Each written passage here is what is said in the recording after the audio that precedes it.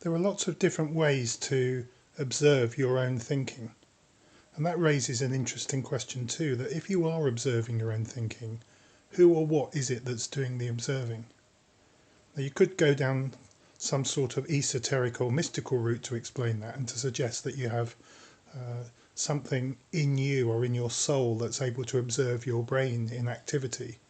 But another way is simply just to say that that's how we're made up, that some part of our brain and some part of the way that we think is able to observe the thinking process itself. And you can observe things like your emotions too. You can observe yourself getting angry, and that observation can sometimes enable you to control your anger more. In fact, when you're not able to, say, observe your own anger, your anger can then go out of control, and it often takes other people to tell you you're getting angry, and you can be shocked, not even realizing that is what's happening. But there is an ability, and sometimes it's labeled self-awareness, which is the ability pretty much in the moment, in real time, to observe your own behaviour. So some part of you is a watcher, is watching what's going on. And you can observe your own thinking in a similar way. Now, one of the writers in the field of psychology that I've always found useful is Edgar Schein. And he's often presented in the world, particularly of how organisations work, with a model that's based on 3 levels of behaviour and culture in a society, in a group, but also in a person. And there are different names for that, but the most popular names are the artifacts, the beliefs and values, and the taken for granted assumptions. And on the surface, you find the artifacts. And artifacts, I suppose, are, well, that's a word that you often find in things like archaeology. So when archaeologists dig up a particular piece of land and start to find artifacts, that could be coins, that could be pots, that could be bits of art, that could be bones, that could be weapons, they can start to derive and think about the culture of that particular society that they're doing archaeology upon, just from the artifacts. And so they could conclude that this is quite an aggressive society if they find a lot of weapons, or this is a hunting society if those weapons are particularly associated with catching animals for eating. They could say it's an agricultural society, or that this was an artistic community. From the artifacts, they could say that this group stayed together in families, or that they all shared one building together in a tribe. And you find that from the artifacts. And artifacts can also be a little bit confusing and deceptive in that you can derive conclusions about artifacts that actually are quite the opposite of what you think. So in my example before, you might find a lot of weapons and say that this was a warring society, but it could actually be a peaceful society if you make the wrong conclusion, because those artifacts could just point to the fact that people hunted for food, and they could have been a very peaceful society. I keep saying architects, archaeologists go a bit deeper. And so particularly if they find documents and they find pictures and they find images and they find art, can then start to derive the beliefs and values, particularly if there's things like poetry and books and but even evidence of where things were maybe stored and how things were made. You could derive whether this was a religious society, whether this society believed in cooperation, or whether it was very competitive, or whether it just threw stuff away, or whether it took everything as precious and stored things carefully. And so you can conclude from some of the artifacts, particularly if those artifacts suggest what the beliefs and values might be, things about the culture that sometimes the artifacts contradict and sometimes they confirm. And finally, and much harder for archaeologists, are the deeper taken for granted assumptions, the things that really motivate us that we may be more or less aware of. That's quite hard to find in archaeology unless you really do find evidence of perhaps things written down, because history doesn't tend to carry things like assumptions very easily over time, over hundreds, thousands of years. And it's only in cultures that have written things down where from their words we might derive what those assumptions were. Deeper assumptions can be kill or be killed. Life is war, and we have to just make ourselves as strong as possible.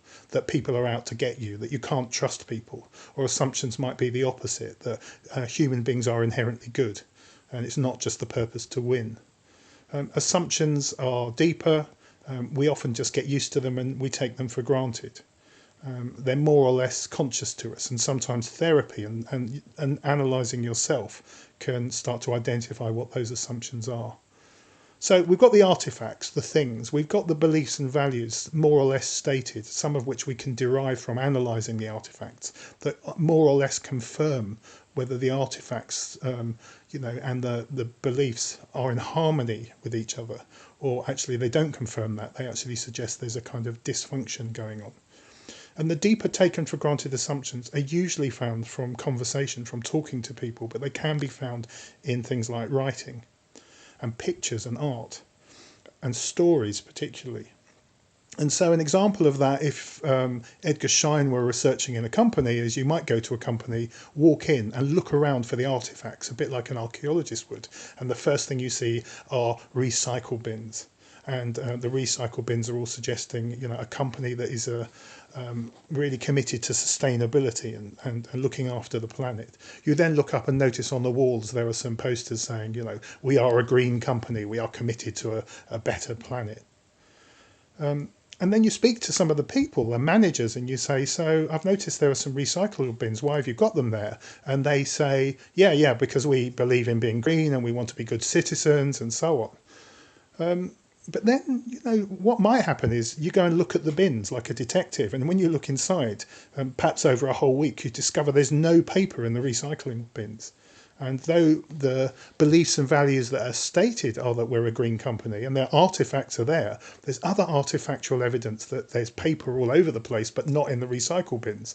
Then you go and look in the dustbins and find they're full of paper.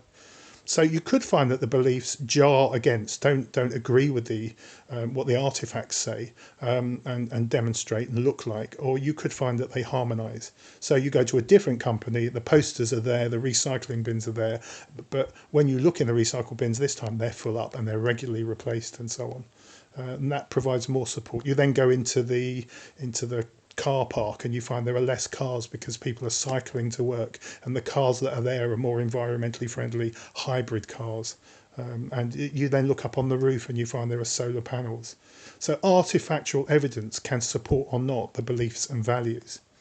Finally, in a more deeper, say, interview with people, you then go and talk to some of the senior managers, for example, in that organisation, and some of the workers further down the organisational hierarchy. And you say, why do you think the company is so committed to being green? And in one company you find the answers and everyone genuinely believes it and say, well, because we're citizens of this planet and we can't just keep wasting. And at home I also recycle. And you find that people have assumptions, and the assumption here, more or less conscious for them, is that they are good citizens. They believe that the planet is precious and will eventually die if we don't treat it well. But you go in another organisation and you hear the statements, well, it's a good PR exercise, isn't it? It's part of our branding. We sell more products if people believe that we're good citizens. And they might say, and also we should be good citizens, but the taken for granted assumption is it's kill or be killed, that businesses have to compete. And at the moment, a very hot topic amongst customers is the environment. So we'd better do whatever we need to do to keep them loyal. That's a very different taken for granted assumption, more based on competition and winning and commerce and money making. And so one thing that you can do to raise your thinking is to just think a little bit more deeply about the world around you, and not just take the artifacts that you find on trust, often shown in things like adverts, but also in the products that are on show in shops, in the way that your local council delivers its services, in the way that your school teaches its children, your hospital looks after its patients, the way that the society that you're in behaves. And artifactual evidence is something you can look at, you can observe. And so with thinking, you direct your thinking mostly towards observation and seeing, if something might be true, is there more evidence for it? Can I find more artifactual evidence to support what seems to be happening around me? You can go further though. You can also look at what beliefs and values that the people engaged in those behaviours actually have, and that comes from talking, that comes from listening, and also thinking about whether the beliefs that people are stating actually do match the artifacts that you're finding. And then finally, of course, you can look at the taken for granted assumptions. And that also usually comes from writing, dialogue, and the stories. And then when you dig deep, it goes down to a much deeper level. You might find that the assumptions, more or less conscious to the people around you, either support or contradict the beliefs, values, and the artifactual evidence. And then what happens there is you have an opportunity, depending on what your own motive is, to influence people in the direction perhaps of, in the example of becoming more green and as sustainable by just questioning those assumptions, questioning them, by exploring them, and by pointing out in conversation whether you think there is a match or a mismatch, a harmony or a disharmony between the assumptions that people have underneath and the behaviours, the values, the artifactual evidence. When they're all in tune, you do definitely have a kind of integrity going on. When they're not in tune and people are not aware of them, well, thinking about them and sometimes identifying that there is this disharmony can be a way to open conversation and seek that harmony. Because I think we're in a better place of thinking and our thinking is raised when the artifacts, the beliefs and values and the deeper assumptions have a harmony about them. And then, of course, finally, to raise your thinking, you can apply that to your own self-awareness, your own self-conversation, when you start to think about your thinking and what you say and what you do. And that can be uncomfortable, and sometimes it can be uplifting to confirm that your deeper assumptions, which may not be identifiable easily by you, although sometimes keeping a diary, sometimes meditating, sometimes just looking inside mindfully, thinking about yourself, that can identify your assumptions, but sometimes it's revealed through conversation with other people, through going deeper in group conversation, in therapy even. And then you can find what your assumptions are in life, and they can go right back to your childhood. They can go right back to the way that you were schooled. Attitudes and beliefs that are so deep that they become your assumptions about life, that you can't trust other people, that things shouldn't be taken on face value always, that life is always going to be complicated. People often have an assumption that it's always going to be difficult. And that, of course, isn't always true. Then you get to your beliefs and values, and you ask yourself what is important to you about something and why it's important. What are your beliefs about the world and the values? And are there assumptions underneath that are driving those beliefs? And are you happy about that? Does it make sense? Is it logical? Do you need to think about changing them? Do you need to look for the artifactual evidence in how you actually behave? Look up now, look around the room that might be a place you live or work. And do these artifacts around you support your values? And that's often the root of unhappiness too, that we just sometimes aren't thinking clearly about what we're doing. And we may have beliefs and values that we should be free and creative, but the artifactual evidence is that we're addicted to our phones, addicted to our computers, and in a job where there's a huge amount of control on us and we don't really have much freedom to move. And sometimes we go down to the assumptions, and assumptions might be that you can't change anything, and that life is just difficult and you have to be realistic, where realistic means you just always look for the easiest solution. And these assumptions can be questioned. These beliefs and values, you can inquire into them and test their validity, test whether they're actually making you happy or sad, or they're functional or dysfunctional for you, your friends and your family. And I find that exciting because this is about thinking about yourself. This is about thinking about your thinking on different levels. And Edgar Schein's work really helps us to do that by pointing out that we can think about ourselves and the world around us on different levels. So you, again, just to summarise, you can think about what you're seeing around you and in your own behaviour, the artifactual evidence, just as archaeologists do. You can start to question your own beliefs and values, what's important to you and why that's important.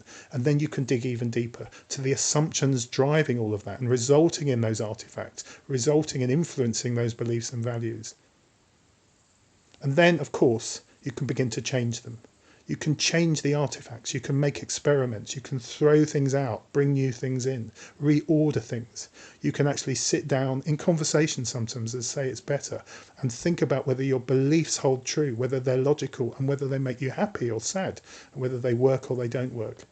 And then finally, but also in parallel, you can go deeper. You can look at your assumptions. Now, I find one of the best ways to do that is just not intensely, not by doing this through over analysis.